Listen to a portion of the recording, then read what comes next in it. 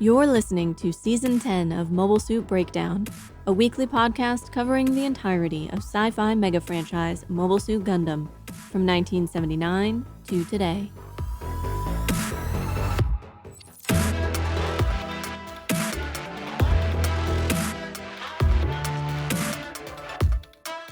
This is not episode 10.45. This is the research section for episode 10.44, Hope Springs Eternal, part of our continuing series on Yugoslavia's history and the influence it had on Victory Gundam. This is part 4, the Yugoslavian uprising during World War II. But if you're just joining us, we are your hosts. I'm Tom, and it's my fault we're here today. And I'm Nina, new to Victory Gundam, but lacking a funny tagline this week since technically it's not a new episode, merely part 2 of last week's episode. Mobile Suit Breakdown is made possible by our honorable and harmonious paying subscribers. Thank you all, and special thanks to our newest patrons, Fabian B, CHRDUB89, Blooming Nidarians, and Stephen N. You keep us a Genki. And extra special thanks to Johnny for supporting us on Ko-fi.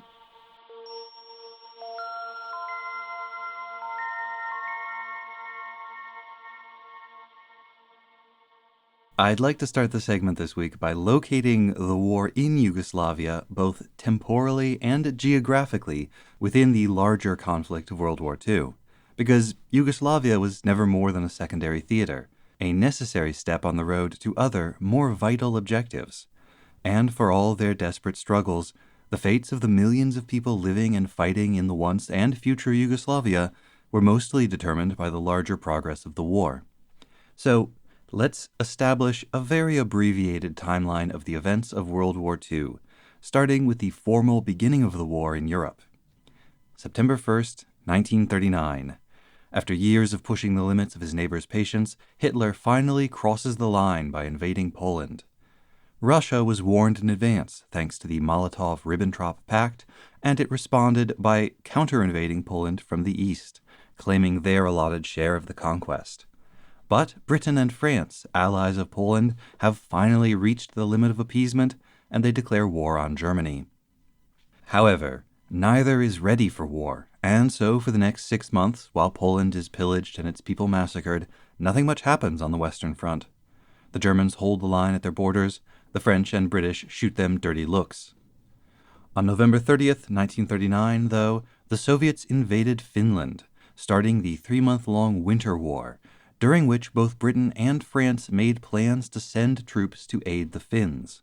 They never actually did, but the Nazis got wind of the plan to send Allied troops into Northern Europe. Fearing that this could mean the loss of the Swedish iron on which their war industry relied, they decided to move first. On April 7th, 1940, the Germans began the invasion of both Denmark and Norway. Despite some setbacks, the Germans had fully occupied both countries by June.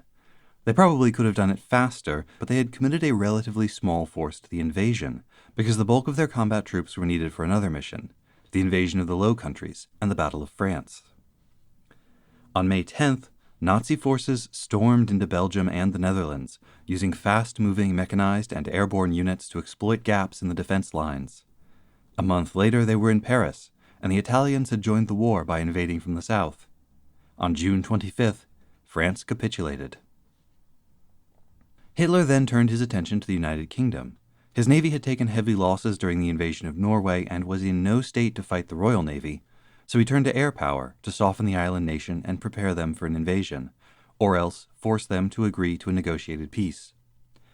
Starting in July 1940, the Luftwaffe and the Royal Air Force dueled in the air over Britain.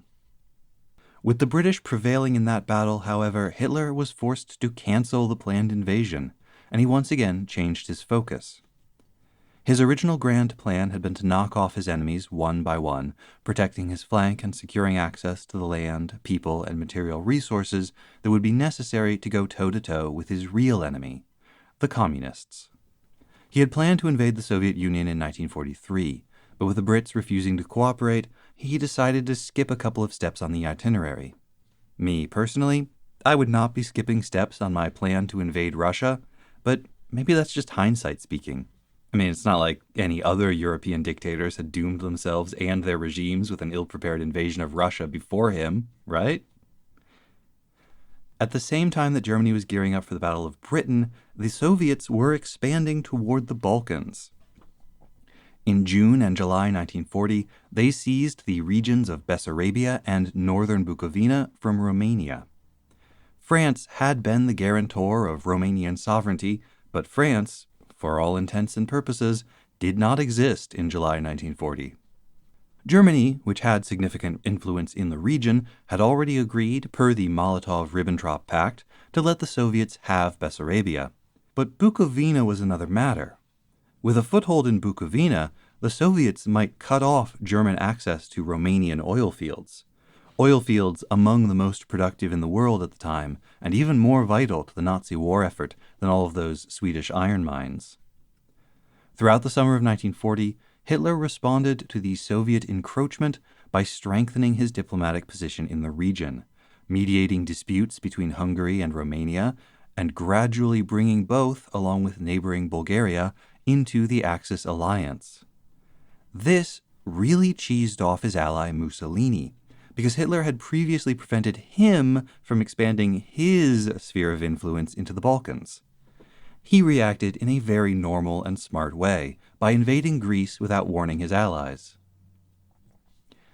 On October 28, 1940, Italian troops stationed in the Protectorate of Albania poured across the border into Greece.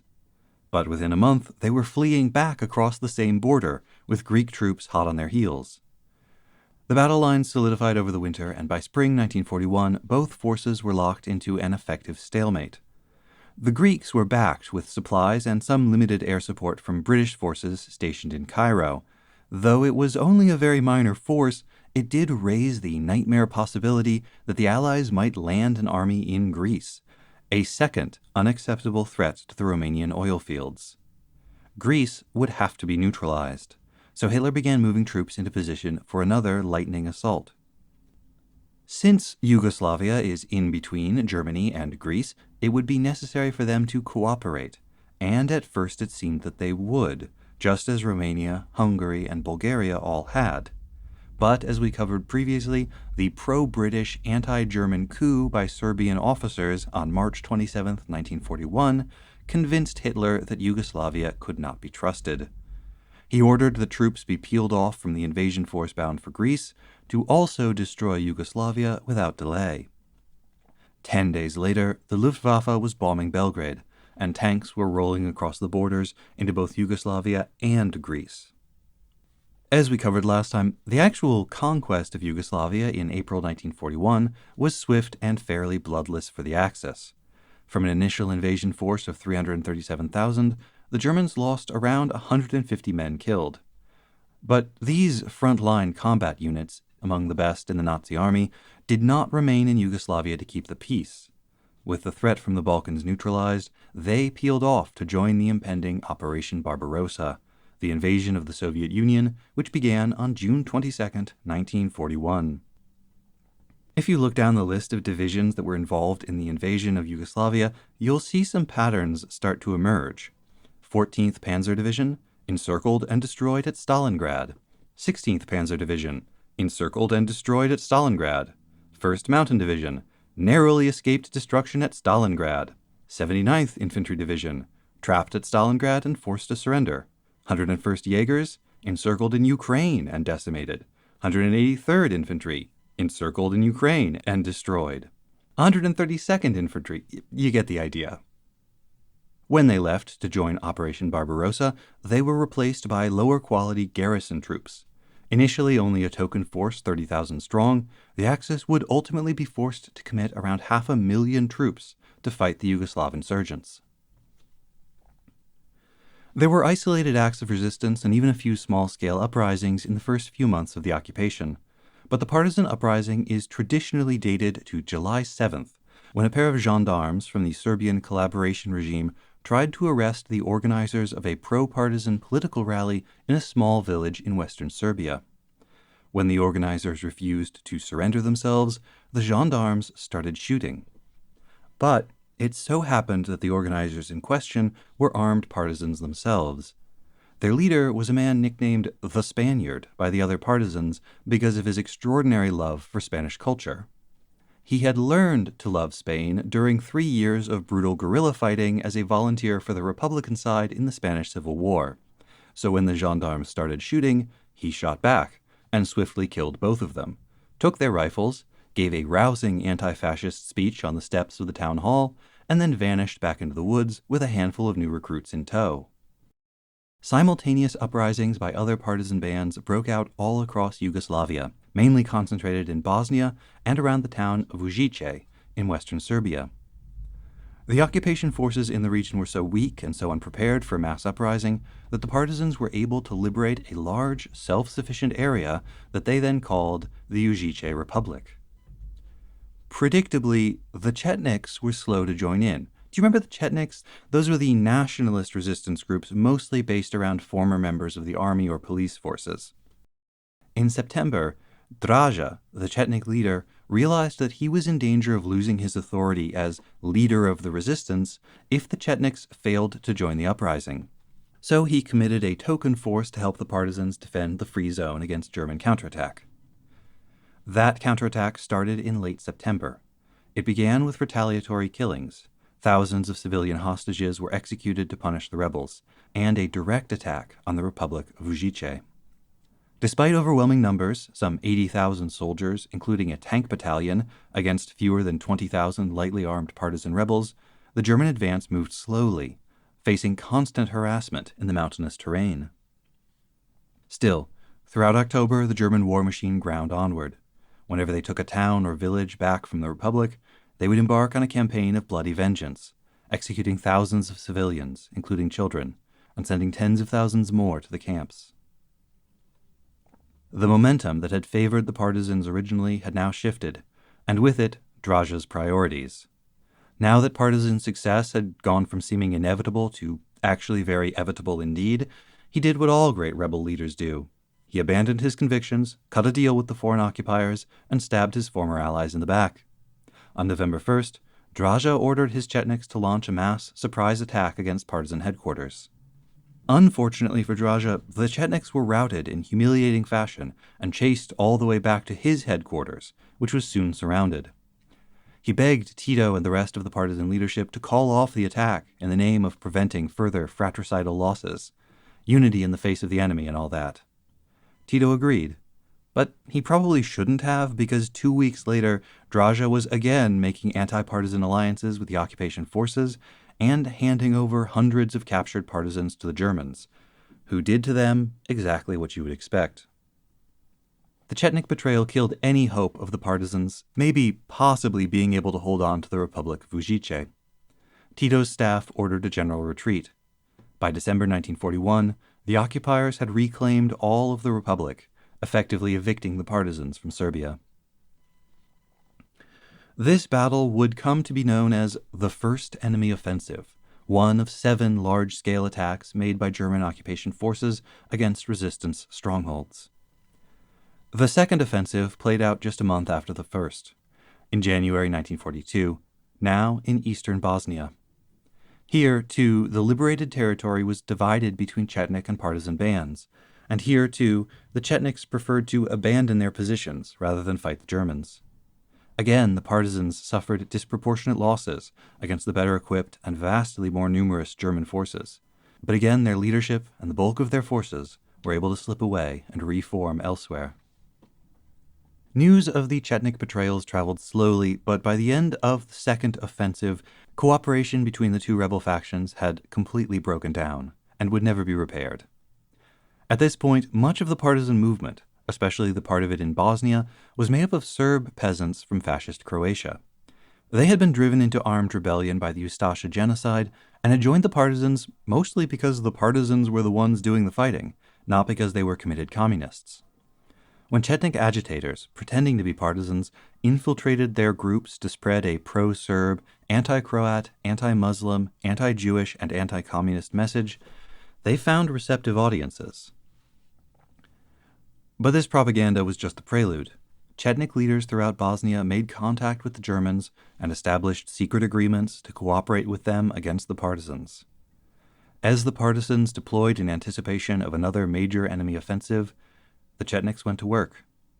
In February 1942, covert Chetnik kill teams began assassinating the leaders and command staff of every partisan combat unit, seizing control for themselves, and then executing any known loyalists or Muslims in the ranks.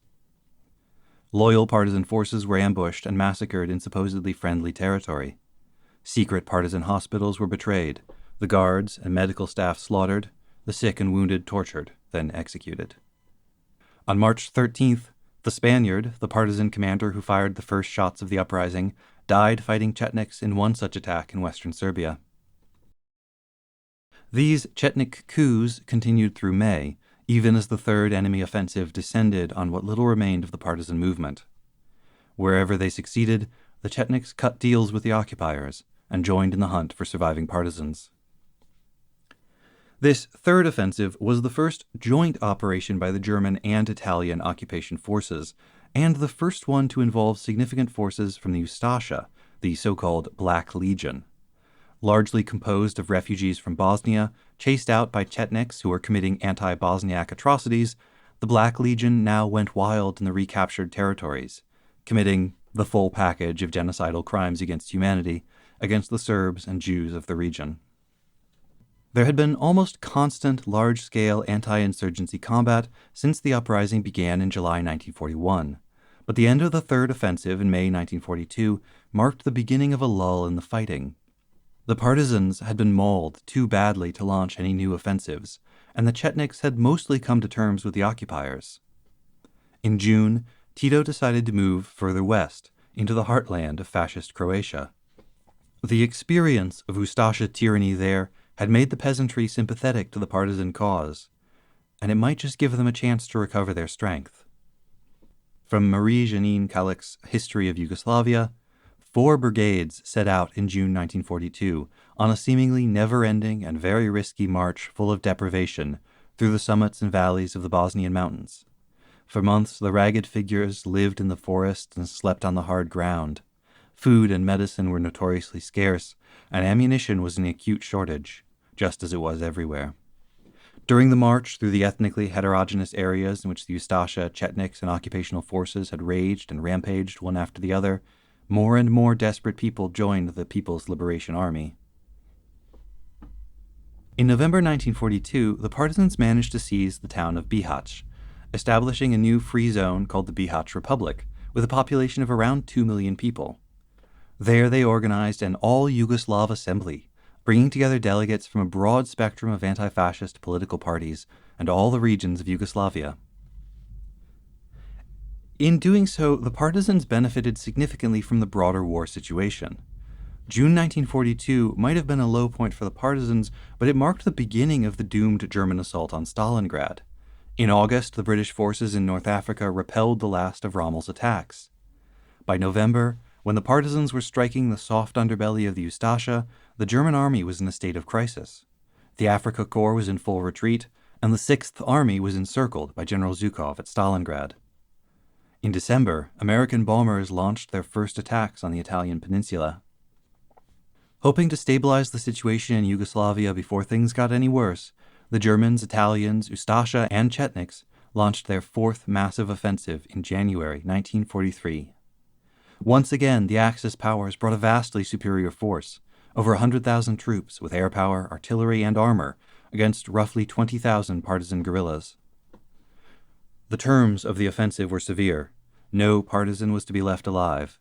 Any who were captured or surrendered should be summarily shot. Villages in the area were to be razed, and their populations sent to the camps. Real make a desert and call it peace hours. The German plan was for a massive encirclement, a cauldron, which could then be slowly tightened until the partisans inside were annihilated. The partisans fought desperately to slow down the offensive enough for their comrades to slip through the gaps in the German line before the noose closed on them. There was fierce fighting for months, attack and counterattack, Axis units thrown back, partisan positions overrun.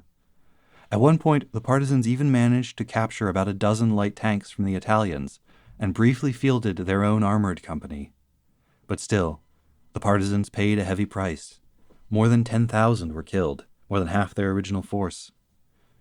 And again, wherever the Chetniks recaptured a town or village, they set about massacring all of their perceived enemies.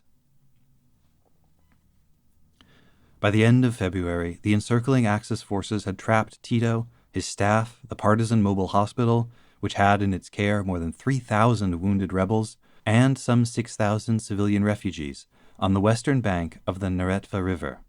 The eastern bank was held by 12,000 Chetniks in strong positions, and the Axis forces were closing in from every direction. On March 2nd, Tito sent sappers to destroy all the remaining bridges across the river, and at the same time he ordered partisan fighters to attack the German positions to the north, with his staff moving close behind them. German reconnaissance flights saw all of this. Tito's intentions were obvious. The bridges had been destroyed to prevent the Chetniks on the other side of the Neretva from attacking the flanks and rear of the partisan force while they escaped northward. So the Germans began moving forces into place to block the partisan breakout, preparing for a final battle. But during the night, a dozen volunteers crawled across the skeleton of a destroyed railroad bridge and cleared the Chetnik bunkers on the other side with hand grenades. Then they set to work building a makeshift suspension bridge over the river. More troops followed, throwing the Chetniks on the eastern bank into disarray. At that moment, Tito ordered an abrupt halt to the northward attack. His whole column turned 180 degrees around and marched back to the railway bridge as fast as they could manage. The Axis commanders raced to redeploy their troops to block the new move, but it was too late. They were out of position, and only the ill-disciplined, poorly motivated Chetniks on the eastern bank stood in the way of partisan escape. One Chetnik commander reported to Draja that some of the units in his sector publicly declared that they would not fight against their sons, sisters, and brothers who were in the ranks of the communists. When the communists arrived, Chetniks put down their weapons and greeted them with a fist in the air and the cry, "Death to fascism." Despite vicious aerial bombing by the Luftwaffe, the partisans once again managed to escape, shattering the Italian and Chetnik units in their way and breaking through into Montenegro with a significant force still intact, all without abandoning their wounded. Immediately, the Axis launched another large-scale attack, the Fifth Offensive, through May and June 1943. Again, more than 120,000 Axis soldiers sought to trap the partisans and destroy them in the mountains. Up to this point, the partisans had received effectively zero international support. In fact, unbelievable though it may sound, considering the narrative you have just heard about large-scale Chetnik collaboration with the occupiers and atrocities, the Chetniks were still considered the official representatives of the Allies in Yugoslavia, and they received all the material support the British could sneak into the country. Because you see, the British still recognized the pre-war royal government as the legitimate government in exile, and the royal government much preferred the royalist Draja over the very, very anti-royalist communists. If they were hearing ominous rumors about what he was actually doing on the ground, if they had their doubts about his loyalties, well, they had lots of reasons to look the other way. But in May 1943, as the race to escape from the Fifth Offensive was growing desperate, a message arrived at partisan headquarters.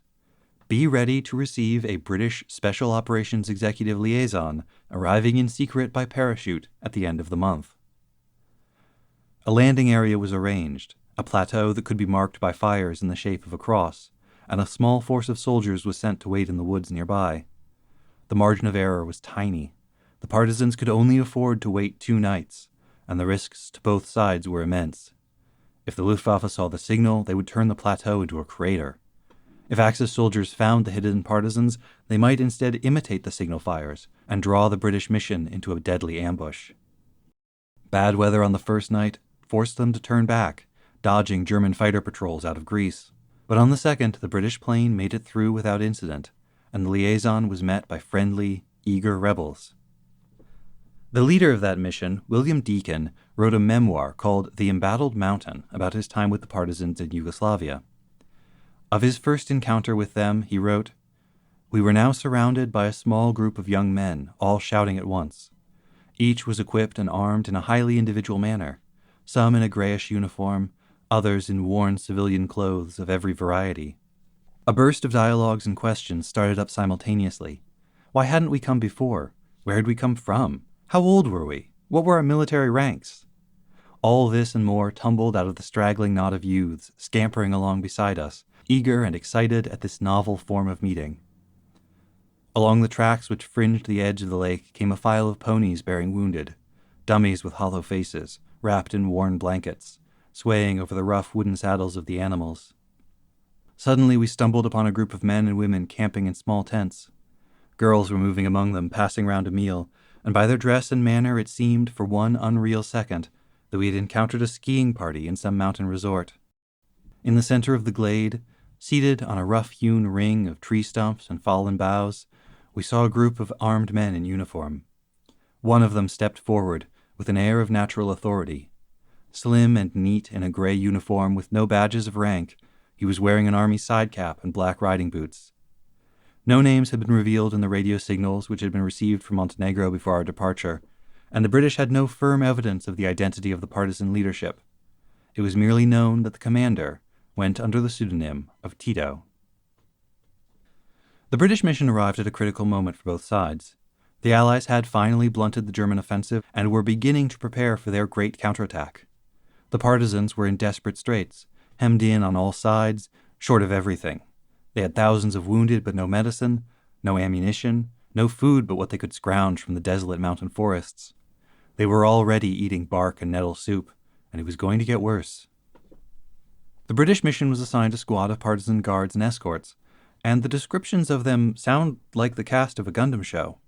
A peasant, probably in his 20s, who joined up after his wife and children were killed. 2 15-year-old boys. A music teacher. A carpenter who believed he was fighting to win a new and better world. A lawyer turned a journalist who had grown up in England as a refugee after his father was killed in the First World War. In another unit there was an old man who had won the Karageorge Star, the old Kingdom of Serbia's version of the Medal of Honor, in that same World War, and then lost all 3 of his sons fighting the occupiers in this one. Later they would be joined by a spindly old man, one of Croatia's most famous poets, now a delegate to the Anti-Fascist Council of National Liberation. They hid in caves and forests, moving only at night, leaping for cover whenever dive bombers passed overhead. On June 8th at dawn, the Luftwaffe caught the main group amid a grove of birch trees. The British and Tito's staff were caught together in a bombing run. More than 100 men were killed, including one of the liaison officers. Tito took a bomb splinter through his shoulder. The partisan leader probably would have died, except that at the last second, his huge German shepherd had thrown its own body across him and taken the killing blow in his place. They crept on through the black forests of the night, soft-footed scouts cutting the throats of sleepy German sentries so the rest of the dwindling column could pass through gaps in the lines. Somewhere ahead, the advanced units were fighting desperately on mountaintops to prevent the noose from closing. A message arrived in camp from one of them. As long as you hear the firing of our rifles, the Germans will not pass. But when there is no more sound, then you will know that there are no more communist proletarians alive. They passed between German bunkers, barely a kilometer separating their march column from the enemy positions. A sudden attack closed the gap only 15 minutes after the last of the command group made it through. A little way down the road they passed 3 light tanks, all of them destroyed. One of the partisans had ignored the order to destroy or abandon heavy equipment, and had secretly carried his beloved anti-tank rifle, spoils of a prior battle against the Italian army, throughout the whole retreat. That night, lying in a ditch waiting for a German patrol to pass, he spotted a formation of 3 tanks, and he happened to have exactly 3 shells.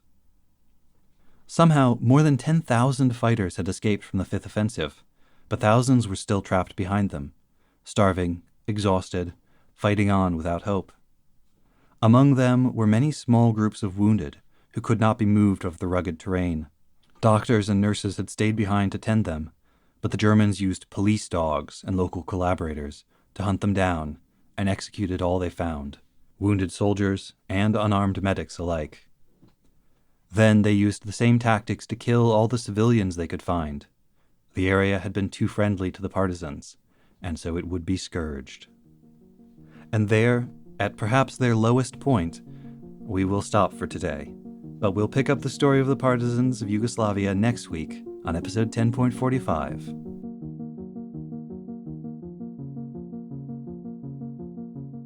Next time, we really, truly will be on to episode 10.45, Two Wings and a Prayer. We will research and discuss Victory Gundam episode 45 and, you know the rest. Please listen to it.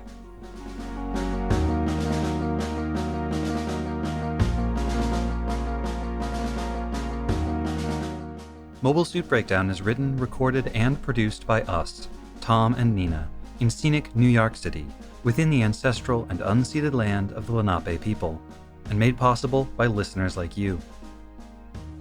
The opening track is Wasp by Misha Dioxin. The closing music is Long Way Home by Spinning Ratio. You can find links to the sources for our research, the music used in the episode, additional information about the Lenape people, and more in the show notes on our website, GundamPodcast.com. If you'd like to get in touch with us, you can email hosts@GundamPodcast.com or look for links to our social media accounts on our website. And if you would like to support the show, please share us with your friends, leave a nice review wherever you listen to podcasts, or support us financially at GundamPodcast.com/Patreon. You can find links and more ways to help out at GundamPodcast.com/support. Thank you for listening.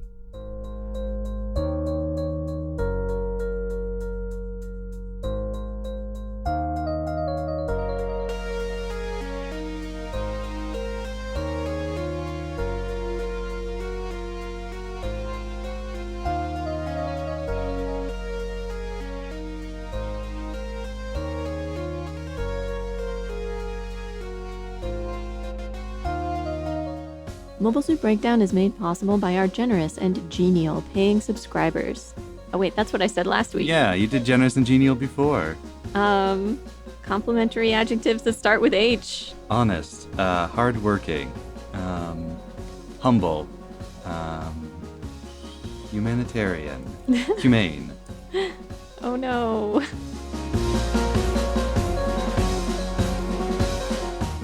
Then, as now, Swedish metal is a vital resource.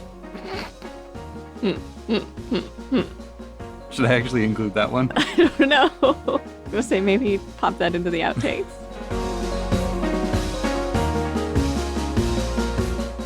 Elsewhere, Chetnik eunuchs. The eunuchs are uprising. The dog was named Tiger. You're gonna make me cry. H was hard. Lots of good negative adjectives start with H, but positive ones appropriate to this situation?